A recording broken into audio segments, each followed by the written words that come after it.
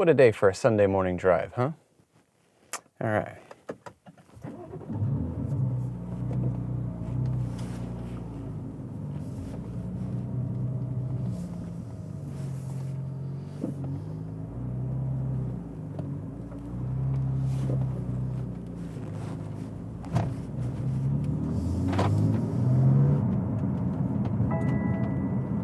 Outside temperature 37 degrees, I'm aware.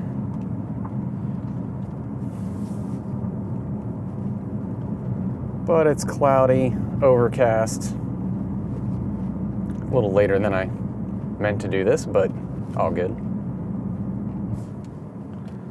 Open up the valves, throw the heat on a little bit. That's the sound.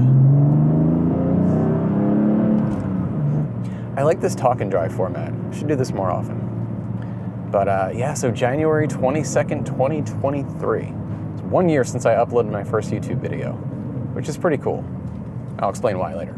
But thought I would do a quick recap of 2022, some plans for this year, and just some thoughts on making YouTube videos, because I watched a lot of these types of videos right around the time I was starting my channel before I did. So I don't know, I figured I'd throw into that space for anyone who's also just starting out or thinking of starting a channel, especially in the car space. So 2022, so that was really, this has been the first year that I really started upgrading stuff on my car. Got my car at the end of 2020, and the only thing I really did to it was, so actually the first thing was the mud flaps from Tommy L Garage. So I was talking to him a little bit right around the time I got my car.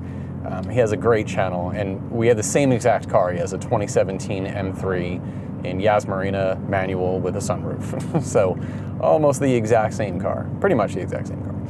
And so I watched a lot of his videos before I even took delivery. And one of the things was that he hand makes these mud flaps. One of the concerns with the F80 is that because the rear fender flares are so wide that the rock chips kick up from the front and they really just chew up the back fenders. So a lot of the dealers would put, like the little strip of PPF on them, make sure that try to protect them as best they can. So he started making these mud flaps you can get like a whole set or just the front. And I was talking to him about them, but it was right before Christmas, and I'm like, nah, if I'm gonna start, buying stuff for my car, maybe I should wait till after Christmas. So I was telling my wife about it though, so she on the sneak got a hold of him and arranged to order a set for a Christmas present, which was awesome. He got them made and had them out to her like really quickly, so that was really cool. So that was technically the first thing that I did to my car. But after that, for 2021, I think the only thing I did was the rear spoiler, just because the stock one is so awful. Which actually I attempted to film because I was sort of toying with the idea of starting a channel at that point, and I tried to film it. It was awful. I wish I would have kept the footage. I'm pretty sure I got rid of it because I was like, you know what? Nah, I don't want to do this. And but it would have been amusing to have the footage where I was pulling on the spoiler too much before enough heat was supplied and snapped the spoiler in half. Still have it. It's pretty amusing. But so 2022 is when I really started kind of going full in with the mods on this car. And the overall plan for this car is to keep it as long as possible, keep it for life if possible. I mean, between it being a manual transmission and combustible engine, I think these things are going to be extinct in the not too distant future, unfortunately. So really would like to just keep this car forever. Nardo too, if possible. I'd rather add to the stable than replace this. A lot of channels you'll see, like, they'll buy a car, do a big reveal, do like 6 months worth of videos of upgrades and everything like that, and then sell it and then off to the next thing, which actually seems pretty fun. I'd love to do that.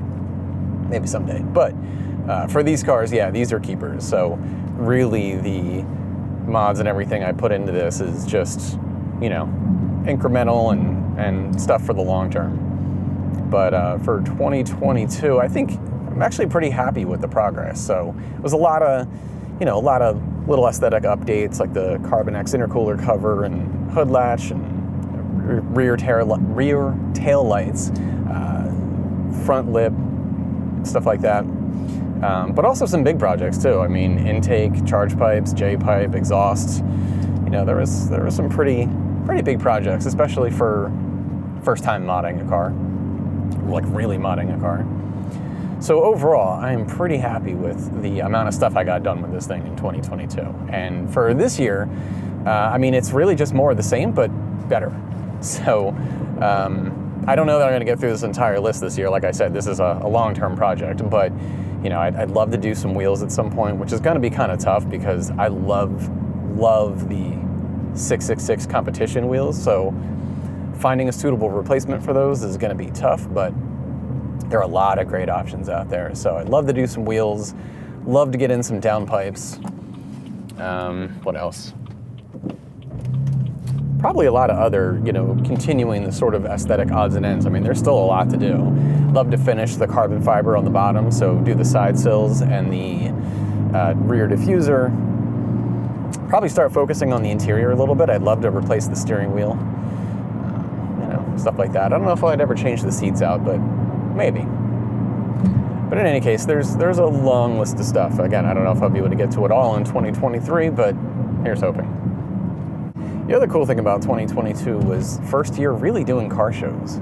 So I've been to a ton of car shows, but never as a participant. So that was the first year of ever taking a car to a show, and I think I did like 5 or 6. And it was a lot of fun, actually. It was, you know, set up shop, talk to some other people, walk around, check out a bunch of cars. Really a lot of fun. So definitely want to do more of that this year, and probably a lot of the same ones. So we got Beamer Invasion coming up next month.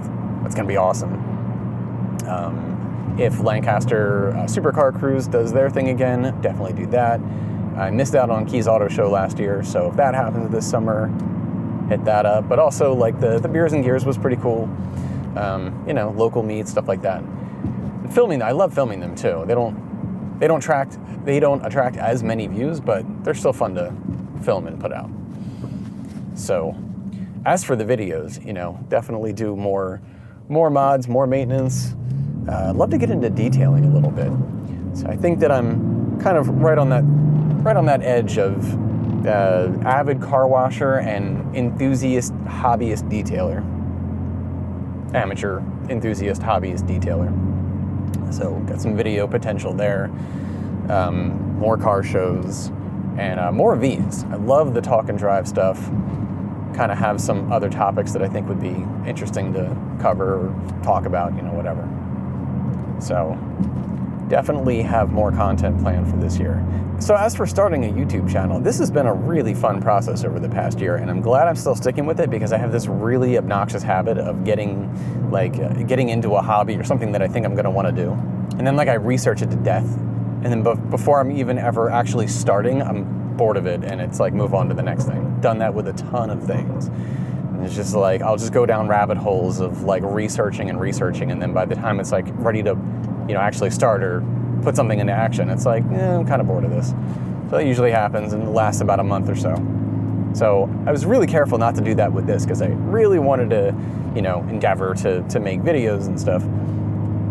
So I was trying to be careful about not spending too much time watching videos on making videos, which, that's a rabbit hole in and of itself. If you hop on YouTube and look up, how to start a YouTube channel, how to make YouTube videos, whatever, it's an insane thing. It kind of reminds me of blogging from the mid-2000s, where it's I can't tell you how many blogs people would start on how to blog. It's the silliest thing. But anyway, so you could spend a lot of time just researching camera equipment, microphones, best techniques for this, that, or the other thing, but really it's just better to set up a camera and just hit record. So I try to do that right out of the gate, not spend too much time getting into the weeds and stuff.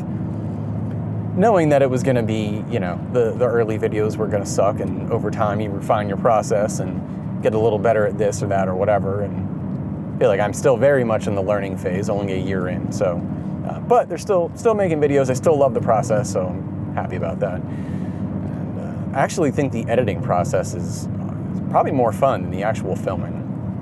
So you kind of, stringing together the footage in a way that tries to build a narrative or storyline or whatever, even for, installing taillights. But doing that, finding, good music for the video, syncing it up with the sort of cinematic slow-mo stuff, doing the cinematic slow-mo stuff, like all of that. I think it's a really fun, creative endeavor. Sort of sharing the progress of the build, everything like that. So I really do love the whole video making process. However, it did take a while to kind of get over the awkwardness, the weirdness of watching yourself or listening to yourself on film, especially when you're editing. Well, only when you're editing, really. But yeah, that was a little weird at first. I mean, I don't know if it's like an age difference thing, like if you're generally younger generation, just throw a camera on themselves and like off to the races. But yeah, I definitely kind of thought the editing process was a little just weird. Listening to yourself talk for long periods of time, going over editing this and, putting this here and putting that there. Yeah, I don't know. But you definitely get used to it. At least I have. I think that now doesn't really bother me. I still mess up on trying to record a take or something like that. Screw up a word or whatever, and you try to make it make it reasonably clean, but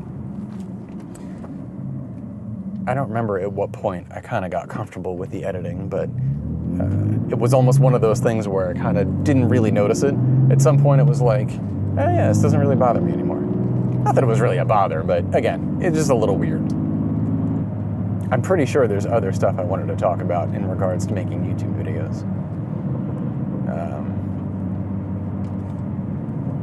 Tried to refine the process also in terms of like setting up for a video. So like, there's a lot of times where I think I'd get done and I'd go to like edit all the footage to get it all together and then realize I forgot like an entire section that I wanted to get.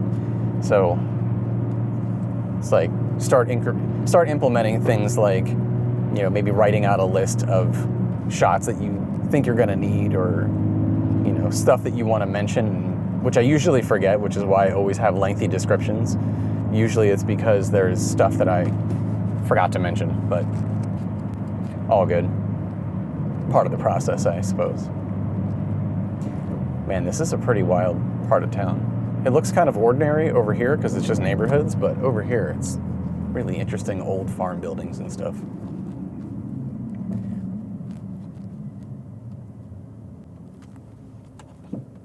F80. Nice. That's another thing that I think is interesting with having this car. I don't know if this is really a conversation for this video, but what the hell, we're out here driving around, so why not? But one thing I've noticed is sort of the level of acknowledgement from other Beamer drivers that I never had in the Audi world. So I used to have an Audi before this. Stupid. Man, we gotta look into this whole GoPro thing, because I think either the battery died or it overheated again. If it's overheating again, then I think there might be an issue with this. It's a Hero 11. It's actually my kid's. We got it for him for Christmas. I'm borrowing it. And the last time I was using it on a drive, it just died in the middle of the video. And the next time I turned it on, it said that it was because it had overheated. It's only been on for 15 minutes. So, but the battery was kind of low, so maybe it's just the battery died.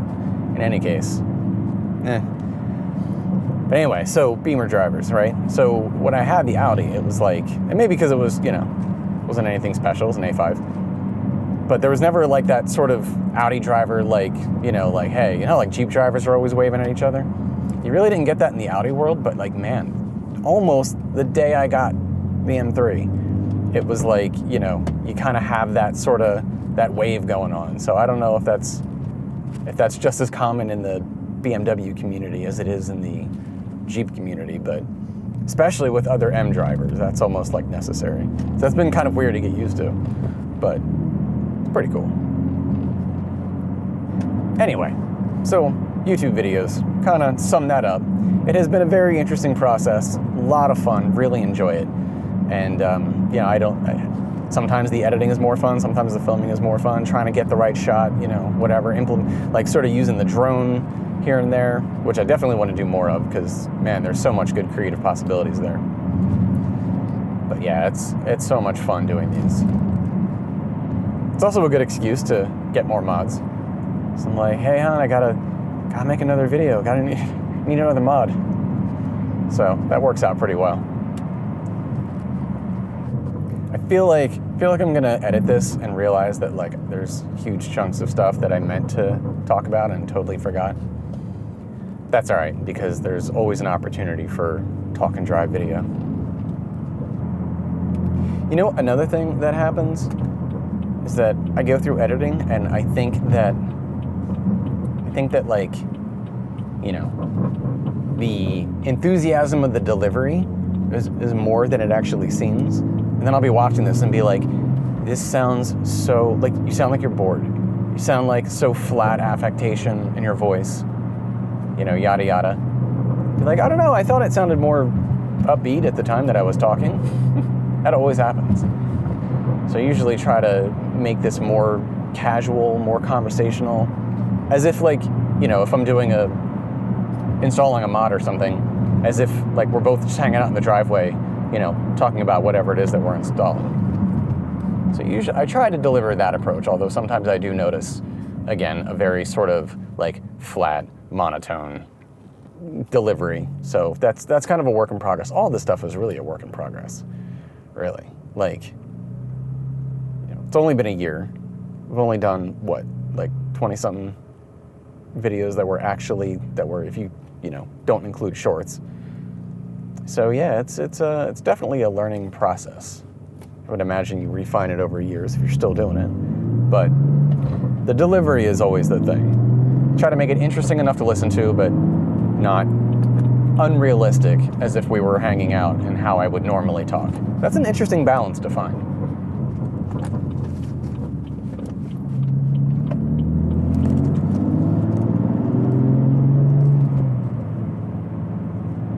This is an interesting part of town. A lot of like really old farm buildings. And that's an interesting house. Man, there's a Dunkin'. I should totally, if it wasn't such a long line, this would be a good time to get coffee. I should incorporate coffee on these drives. Like coffee, talk and drive. Or drive and talk. Whatever.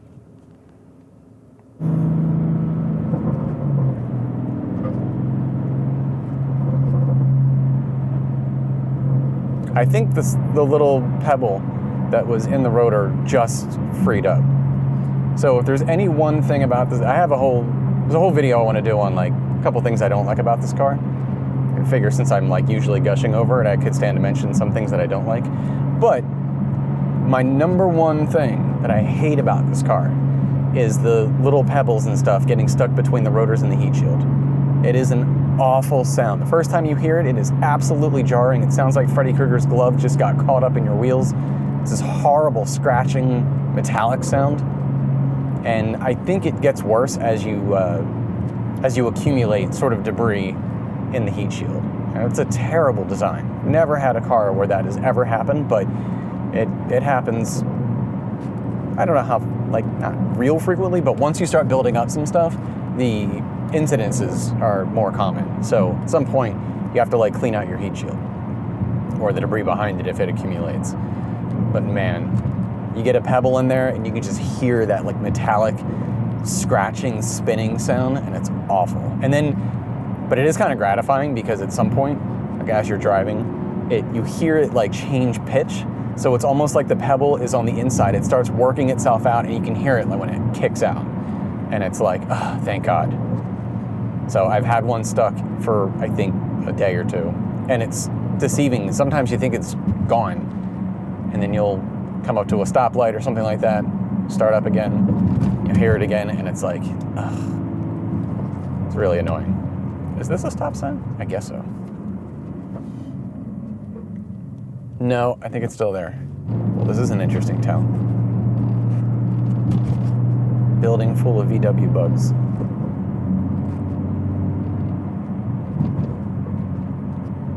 Yeah, it's still in there. Damn. I don't really know where I am. Huh.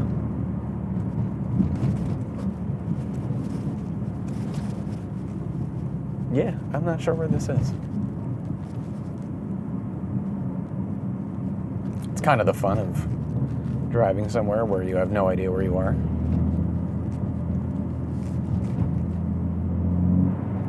yeah, I legit have no idea where I am. Interesting. I bet you it's Pennsylvania. It's always Pennsylvania. I live like right on the border of Pennsylvania, so you drive like 3 seconds somewhere in PA. So I think that's it when it comes to videos. You know, a lot of fun making these, still thoroughly enjoying it a year later. Plan on keep on making them. Actually, you know what? No, that's the other thing that I meant to talk about. Glad I remembered. You know, I think that, at least for me, the sort of casual hobbyist approach to the whole YouTube channel thing was also a good idea, and not get wrapped up in the whole like growing your YouTube channel. For one, just because, again, this is sort of a hobbyist endeavor, right? It's a carvlog, and it's like just making these videos for fun to sort of, you know, share the ownership experience and progress of building up my F80. Weird turn. But I think that like if you get too hyper-focused in like growing a channel and trying to maximize subscribers and all that other stuff, it can be kind of, I think that would be like, it would quickly turn into feeling like a job.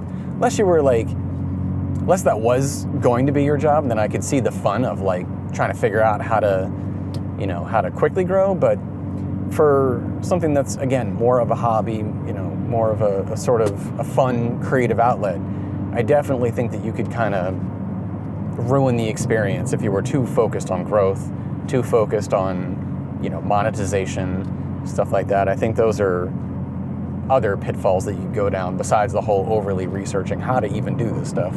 Not that there's much to do it. I mean, you just turn a camera on yourself and talk. It's not really a rocket science, but, you know, there is, I think, a format or a process to making like more enjoyable videos, or ones that kind of have a flow to them. But yeah, the getting too concerned about growth and everything, I think that could be a weird thing. Can almost feel like, you know, an obligation or a job. That's why I never really set any kind of like release cadence schedule. You know, it was kind of just like, when I have something to post it. In the very beginning, I toyed around with the idea of like, you know, I'd like to get a video out every week or something like that. But that didn't really work out. But it was like, I think 2 videos a month was, you know, pretty reasonable. But then like, you know, there was 1 or 2 months where like I skipped the whole month without really putting anything out. It's because I didn't really have anything necessarily, or you know, you get busy with other stuff. But yeah, not really being beholden to some arbitrarily decided schedule, or even worse, trying to figure out, you know, the YouTube algorithm and posting on a regular cadence. Now, granted, if you are concerned about growth and, you know, monetization and stuff like that, then yeah, you probably should pay attention to that stuff. But if you're just doing this for fun and, you know, again, making it like a hobby, a creative outlet, then yeah, I don't think it's really worth getting wrapped up in all that stuff. As you've noticed, I mean, this is still a very modestly sized channel a year later, but really do appreciate everybody who has been subscribing. Have noticed them trickle in a little bit more lately, and I think that's pretty awesome. So thank you very much to everybody who has subscribed. And if you haven't, you should. All right, guys, well, I think that is all I really wanted to talk about today. So, you know, quick recap on last year and the progress of the build so far, and plans for this year, and some thoughts on starting a channel and making YouTube videos, which, by the way, if you're thinking of doing it, you should. I think it's a lot of fun to make these. But yeah, so I'm sure I'll go through the editing of this and realize that there was something I forgot to talk about, but that's all right. Plan to make this a regular thing. Sunday morning talk and drive. So, all right, I will catch you in the next one. Thanks for watching.